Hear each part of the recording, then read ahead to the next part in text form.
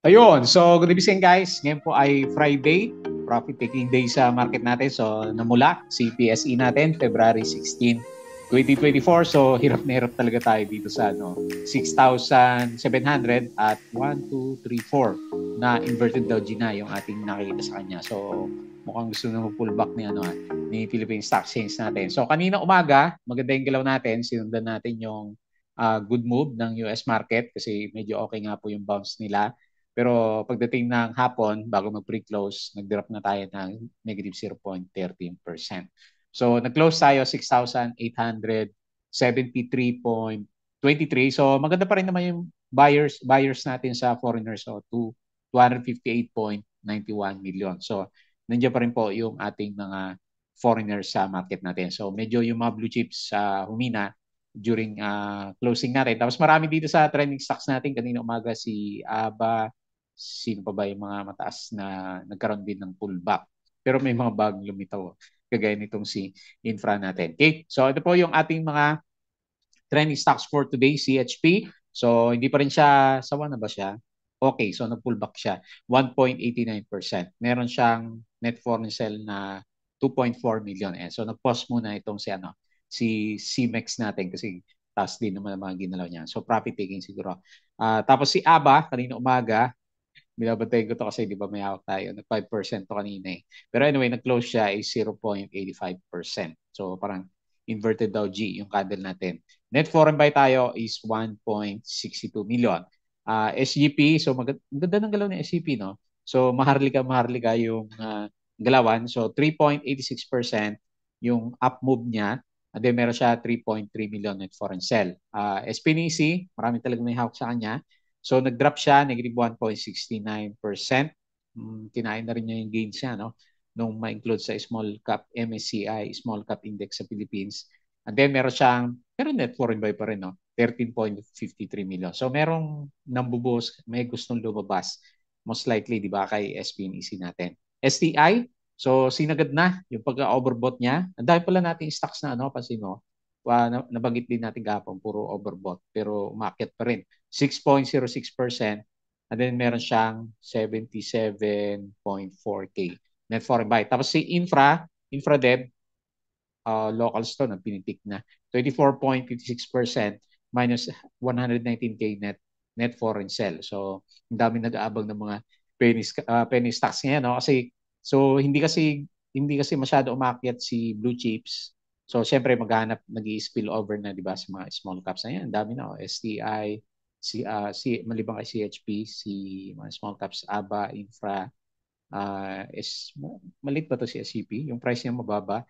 Pero yung mga small caps natin is nasa kanila yung mga galawan. Dito sa trending, NRCP, BMC, OV, Med, so mga penny stocks yung gumagalaw for today's trading natin. Okay? So anyway, profit taking muna sa mga big caps na stocks natin. Ayan. Disclaimer guys sa mga bago sa channel natin, as usual, yung ating review is for education purposes lang po to. So huwag mong gagamitin as a reason para mag-buy, sell, or hold ng stocks. Meron pong risk na involved naman dyan. And then follow mo ko guys dito sa ating Palabi Trader na YouTube channel. As usual, subscribe ka lang po.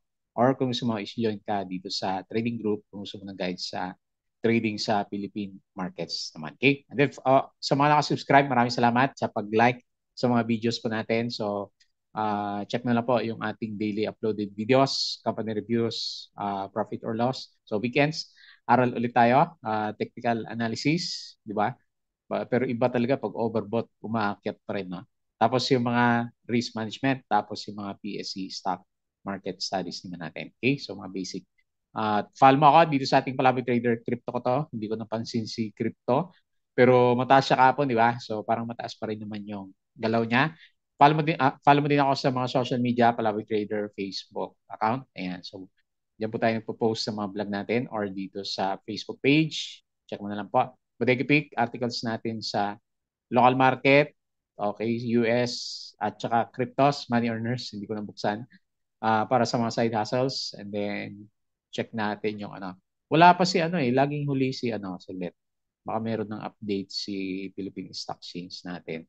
Minsan delay yung uploading niya. Market recap, wala eh. Wala. So wala tayong market recap kay Philippine Stock Exchange. So anyway, alam naman natin is net foreign buy, yun yung mahalaga dito sa mga hawak natin. So ito yung mga binenta ng foreigners, Union Bank, ASEAN, AP, FGen, ANI DNL, DNL umakyat, EMI, FB, Monde, CHP, IMI, AAB, AGI, DMC, Ali, Eritz, Crate, MEG, Emirates, saka SMPH. Yung mga properties nagpa-profit taking. Tapos ito yung mga binili, mga bangko pa rin, no? Kasi hindi bumaba yung ano, di ba? May na-post tayo sa Twitter kahapon na hindi naman bumaba yung interest rate. So, bangko pa rin yung bida dito sa mga foreign buying natin. BDO, BPI, China Bank, Metrobank, Security Bank, Manila Water, SPNEC, Double Dragon umakyat kanina mula sa trending natin. CNPF, FCG, ABA, AC, POSCO, CLI at saka si Robinson at saka si Dito natin. San Miguel. So ito yung pinaka-news kanina sa Philippine stocks natin. Si San Miguel Corporation panalo doon sa NAIA privatization project, hindi pala rehabilitation, no? San Miguel-led consortium bags 170.6 billion. Ay, binenta na rin pala yung ano, NAIA natin. So, wala siyang control kung tumaas yung ano, mga fees dito sa NAIA. Ayan. So, anyway, raising cash yung government natin. Ito yung mga winners, services, industrial, and banks. Ayan, ito pala yung summary natin. Gainers, ICT, Mondemer, Jollibee, ASEN, LTG, at saka CBPI. So, 6.8, drop tayo ngayon, negative 0.13. At Germany takes Japan's spot as world's third largest economy. Ayan, so US, China, Germany, and then siguro Japan, di ba? So siya yung ano, pang-apat na ngayon si Japan na, hindi ko nakita si Japan kung pang-apat pa rin ba. CLI, base developer JB, joint venture gets PCC NAD, okay? Tapos si Ali, malls allots 13 billion for renovation of 4 malls. Laki, no? Renovation lang ng ilang malls. Mayor, DOTR tops Meralco to Power Metro Manila Subway. Ayan itong subway na to, ito yung usapan kaya si Infradev. Meron pala siya mahawak na project yan sa Metro Manila Subway. So ibig sabihin dalawa sila ni EEI, di ba? So yun yung reason kaya tumaas si Infradev ng 25% ng pag-usapan siya. Pero wala namang kung may project ongoing na ba, walang news. URC has broken ground for its new mega project plant in Malbar, Alper, and Municipal Local Government of Tanay. Meron siyang MOU. GTCAP to expand its business portfolio outside 5 core segment. AC, umakit si AC, di ba? Will conduct analyst briefing, San Miguel, okay. Tapos, Batangas plant expansion from URC, CLI, Aboites, unit awaits Swiss challenge terms for airport. Alternergy, may memorandum of agreement, Tanay Rizal, SPNEC cleared to adjust issue share. So ano ba to? SPNEC received, ito yung catalyst niya, no? Clearance last January 17 for the increase in authorized capital stock from 50 billion to 75 billion and 25 billion preferred shares. Ayan, bibigat itong si SPNEC na rin. Kaya siguro medyo nagde-drop na naman siya. So STI, Q2 profit up ng 84%. So yung bida kay Philstar natin kanina. So ayun, sumipa yung price action. ROAS Holdings suspended for reporting failure. Share buyback, AGI, tsaka si Costco. BSP planning wholesale digital currency drop by 2026. Meralco, ito ba yung nagpapitik sa kanya? May agreement with DOTR to power the Metro Manila subway. Ayan, puro subway pala. Galawang subway tayo next week. So, yan pala yung mga balita. Kaya pumitik si Infradev natin. Okay, tapos yung galawan sa US kahapon is okay naman yung galaw nila. Tapos ngayon parang mix, pero parang mas malaki pa rin yung berde. Si EPG natin nag-up ng 0.8% yung sa market natin. Hirap naman siya. Okay? Ayan. So guys, yung ating Patreon channel. So double check na lang po kung gusto mo ng guide sa trading sa Philippine market, kung gusto mo sumali sa group. Meron pa tayo dito mga stock picks, bodega picks. So pwede ka pong sumali dito sa Patreon channel natin. Ayan. So yung mga gusto ng guide sa Philippine stock market. trading, investing. Okay? So, okay. So, tingnan natin yung galaw ng index. Mukhang mauuntog tayo dito ah. Lumalaban yung candle pero hirap na hirap tayo dito sa itsura niya. So, Friday siguro kaya ano. Pero tingnan mo, pangatlong touchdown na pala niya sa malapit sa 6.9. Isa, dalawa, tsaka tatlo. So, ibig sabihin, di ba nung nag-Dow G, medyo nag-pullback.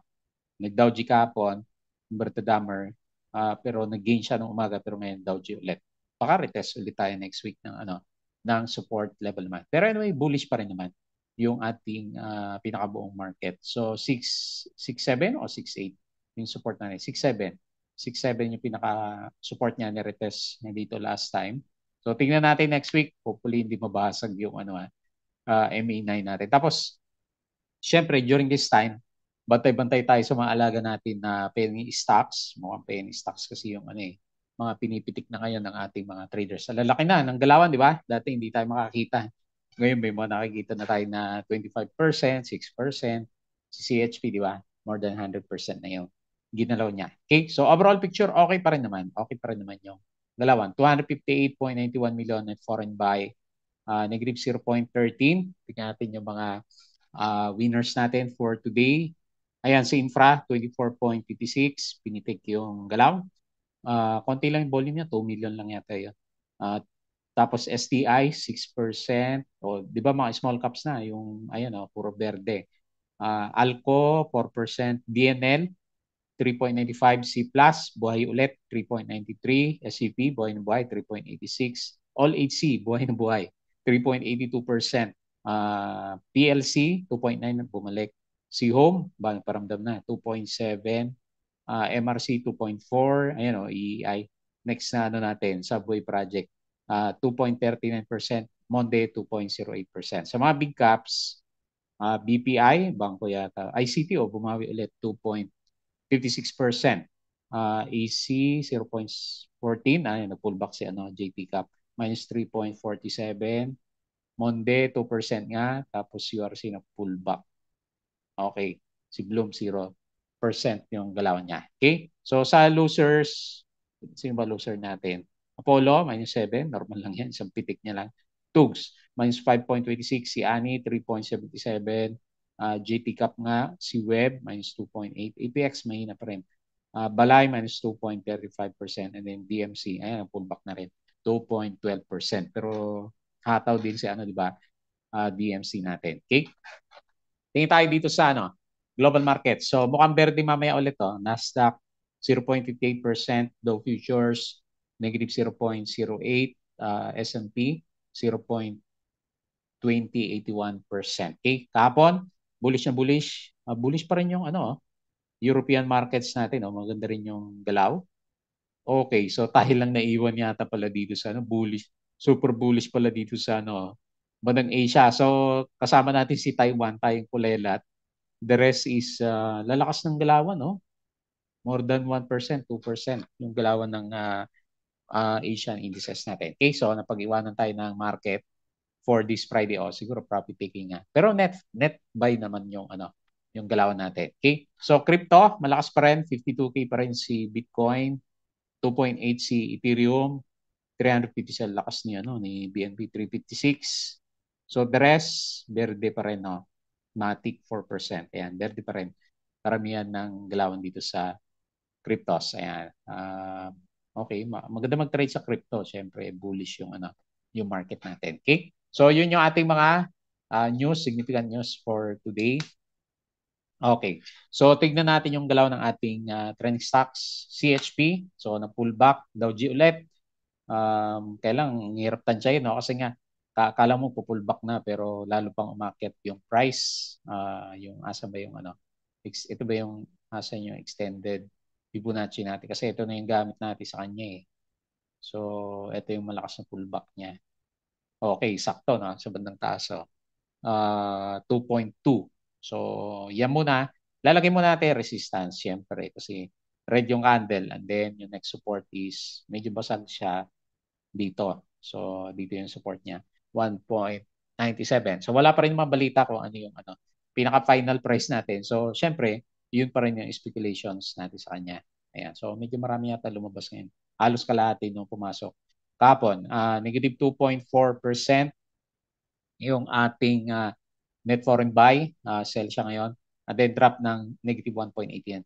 So pahinga naman si CHP natin. So practically super bullish yung RSI 80 plus, tapos yung MACD is okay naman siya. Okay? Trend wise, okay pa rin naman siya. Ayan. So hopefully hindi siya mabasag tong trend na ginuguhit natin. O kahapon, ito pala yung trend natin kahapon sa kanya kasi ito lang yung nakikita natin na meron siyang trend. Okay, so pwede ganyan din naman. Yung ilagay mo na trend sa kanya or yung nauna na ginuhit natin sa kanya. Okay, so pullback muna tayo kay CHP. Next, ABA. Ba naman? 10% na tayo kanina eh. Kinain naman ng inverted Dow G. Ayan, profit taking kasi naka 10% na yung iba. Ayan, so nanghina siya eh. Umabot siya ng halos 11% in just 2 days. So nauntok tayo. Okay, isang kaya tayo pupulutin nito. Inverted, hindi na siya umabot dito, no? Ito yung nilagay natin kahapon. So nag 5% o 6% kanina yung galaw niya at 1.26. So since inverted daw G, magkantay ulit tayo ng retest sa support.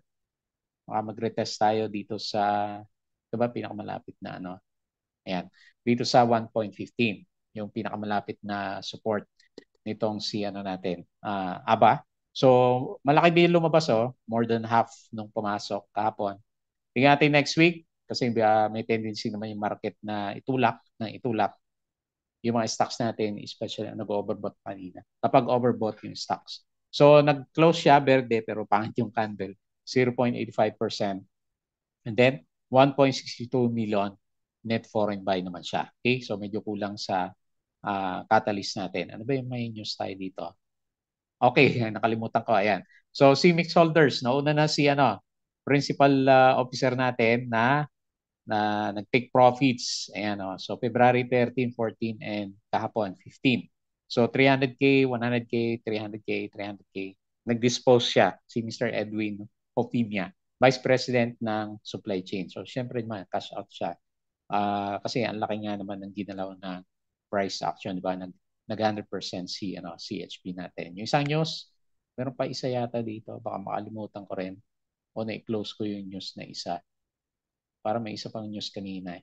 Okay, so anyway, gaya lang po muna si ABA, medyo bearish muna tayo habang inantay natin yung price action niya ulit. Wala siyang catalyst eh. SCP, ayan, so ito na, may mga super stocks tayo dito. Lumilipad yung yung mga candles. So overbought na siya pero malakas yung lakas yung trend ni SCP natin. So marami siyang binibreak na resistance. Ito yung breakout niya. And then andito tayo sa range na to. Okay, so yan, 9.16 o 9.1. Maganda yung sentiment dito kasi hindi na yata nababash itong si SCP natin o yung NGCP natin. Ayan. So okay na. So hopefully makarating siya ulit dito 9.16. Makaw siya mag-retest ulit ng mga previous support. So maganda rin yung volume niya, buhay na buhay yung volume natin sa kanya. Negative 3.3 million net foreign sell pero sagad naman, ayos. 3.86% yung galawan na kanyang price action naman. Ayan. So pwede rin naman hold and wait para sa reverse talaga. Kasi October, November, and then December. Halos 3 months din na nasa red flag si SCP. So ngayon, tignan mo, ang ganda na ng galaw niya. After na, medyo makalimutan na yung negative sentiment sa kanya. SPNEC. So yung nabasa natin na disclosure, ito pala yung bibigat, yung nakita natin sa Twitter, di ba? Bibigat na naman siya. Naku. Hindi pa nga nakakabawi yung price action. So kaya siguro medyo umaalis ulit yung investors natin. So watch out sa support dito sa 1.16 pag medyo sumilip tayo dito. So retest tayo dito sa piso para kay SPNEC. So kasi mag-increase siya ng authorized capital stock, parang gusto na naman niya magbenta. So, buti na lang, merong sumasalo sa kanya kahit paano. Malaki yan 13.53 million. Million yan eh. Araw-araw may sumasalo. Pero may lumalabas. 1.69% net foreign loss and then 13.53 million net foreign buy. So, medyo naano tayo dun sa balita. So, bumalik yung pagka-bearish natin dito kay SPNEC. Okay? So, watch out na lang kung meron kang hawak. Next, STI. So, ito medyo parabolic na yung galaw. So, 84% ba yung earnings niya? So, ang ganda. Diretso yung extended Fibonacci din to, no? So, ito yung bottom, ito yung high, and then ito yung niya, So, nagpaparabolic na siya after niya dito makalampas. Ayan, So, ngayon, based sa price action niya, hopefully hindi siya mag-Dow G dito sa 0.7293. So, yan yung pinapakita na next na galawan, and then support niya is pwede dito. Ayan, half body ng candle natin. So, yun lang. Watch out na lang kasi super overbought na yung stocks natin. 85 na. Matindi pa kaya CHP to. 86.68 yung ating RSI. Ang laki nga naman ng ginalaw niya. So halos 50% na rin pala, 40%. Ayan. Okay, follow the trend lang yung yung strategy pala dito kay STI natin. Okay, so maganda yung galaw niya. So hopefully hindi siya mag-Dow G dito sa area na to, 0.7293. Resistance pa yan dito sa bandang kabila. Okay, pwede rin. May konti. Meron siya konti. May nag-bounce. Ayan may nauntog doon. Tapos dito sa kabila, meron siya dito. Ayan to. Okay. So pwede rin. 0.7293. Yung pinaka-next na resistance. Kaya lang, super overbought si STI po natin. Watch out na lang po kung meron kayong hawak kasi alam mo na. So pabilisan na lang, di ba? Kapag na-pullback siya. Pero pag nag-base siya dito, syempre, akit pa din yung price action. And then lastly, si Infra. So pinag-usapan kasi kanina, di ba? Nung nakarang araw, nababasa ko yung kailan wala naman nabanggit na stocks. Pero Subway na usapan. Ayan. So ito yun. So infra-dev natin. So 24.56% may pinitik. Sa last minute ba to? Okay, so medyo malapit sa pre-close. Siguro napansin din nila noong umaga na humahato, bigla na buhay, no? Pero yung nagtulak 2 million lang yung yung volume niya. Pero ang laki kasi nga basag-basag yung yung price. So penny na penny yung galawan natin dito kay Infradev. So next resistance na lang po. So doon sa mga sumakay, congrats. Hopefully meron pa until 0.78 and the resistance 0.64.